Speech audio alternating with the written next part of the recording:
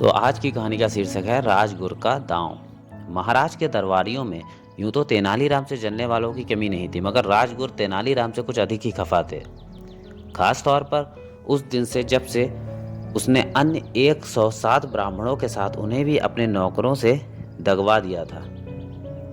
वह अक्सर यही सोचते रहते थे कि तेनालीराम को राजमहल से किस प्रकार निकलवाया जाए या किस युक्ति से उसे महाराज की नजरों में गिराया जाए। आखिर एक दिन गुरु को एक युक्ति सूझ गई। उन दिनों महारानी का निकम्मा और मूर्ख भाई विजयनगर आया हुआ था। राजगुरु ने एक दिन उसे पकड़कर भड़काया कि तेनालीराम बेकार ही महाराज की नजरों में इतना चढ़ा हुआ है, ना उसमें कोई खास योग्यता है ना ही गुण। जिस सम्मानित पद पर तेनालीराम है उस पर तो आप जैसे सुयोग्य व्यक्ति को होना चाहिए।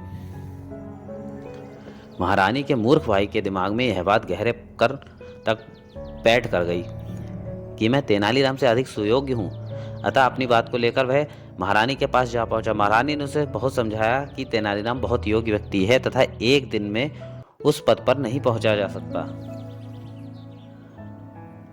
बल्कि इस सम्मान को पाने के लिए उसने बड़े बड़े कार्य किए हैं। लेकिन उस मूढ़ बुद्धि ने ना मानना था ना माना।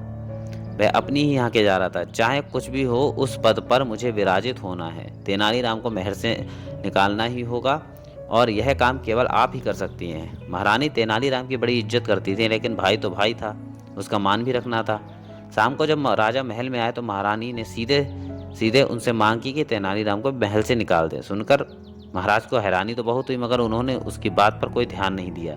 रानी समझ गई कि महाराज से अपनी बात मनवाना इतना आसान नहीं है। उन्होंने सोच लिया कि कल जब महाराज आएंगे तो कोई दूसरा ही रास्ता अपनाऊंगी।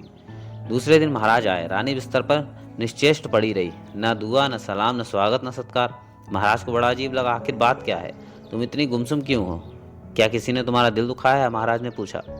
रानी ने आंखों में आंसू भर लिए और बोली, क्या आप मेरे लिए कुछ नहीं कर सकते? कहो रानी, आखिर तुम्हें किस बात की कमी है?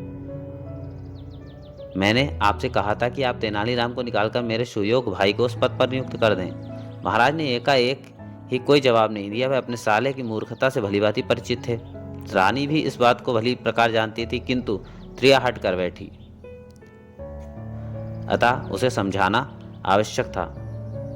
अतः कुछ क्षण सोचने के बाद उन्होंने कहा, देखो रानी, इस प्रकार बिना किसी कारण के यदि तेनालीराम को दरबार से निकाला जाएगा तो प्रजा में असंतोष फैल जाएगा। उसे निकालने से पहले कोई कारण तलाशना होगा। कारण उपाय से उत्पन्न होगा। उपाय? हाँ महाराज, जैसा मैं कहती हूँ आप वैसा ही करें।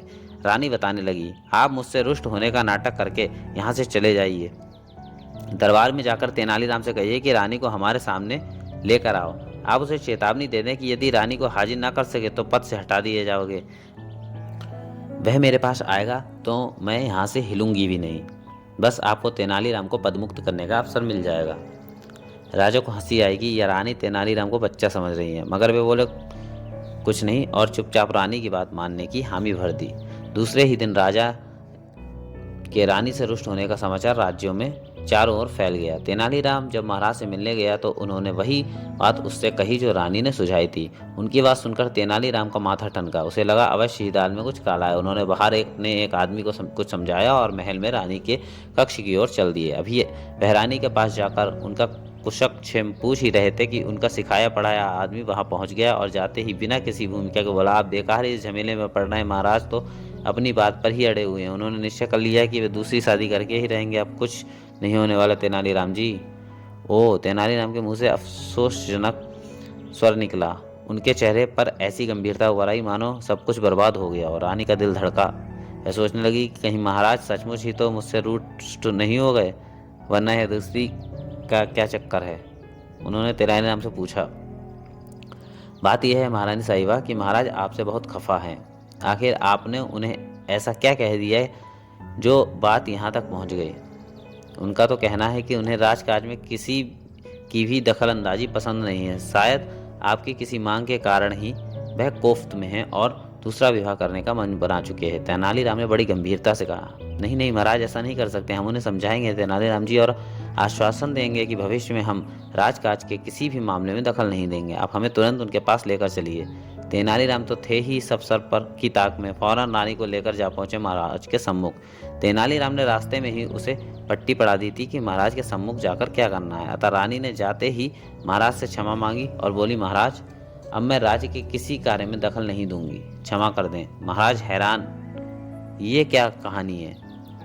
कहाँ तो रानी वहां से न हिलने की प्रतिज्ञा करी बैठी और कहाँ अब तेनालीराम के साथ न केवल दौड़ कर आई हैं बल्कि क्षमा मांग रही हैं। वो बोले, प्रिय लगता है तेनालीराम ने तुम्हें मूर्ख बना दिया है। ऐसा मत कहिए महाराज, तेनालीराम तो हमारा झगड़ा मिटाने की कोशिश कर रहे हैं। मैं बेचारे को व्यर्थ ही महल से निकलवाना चाहती थी। आप अब तो दूसरी शादी नहीं करेंगे ना? महाराज की हंसी छूट गई।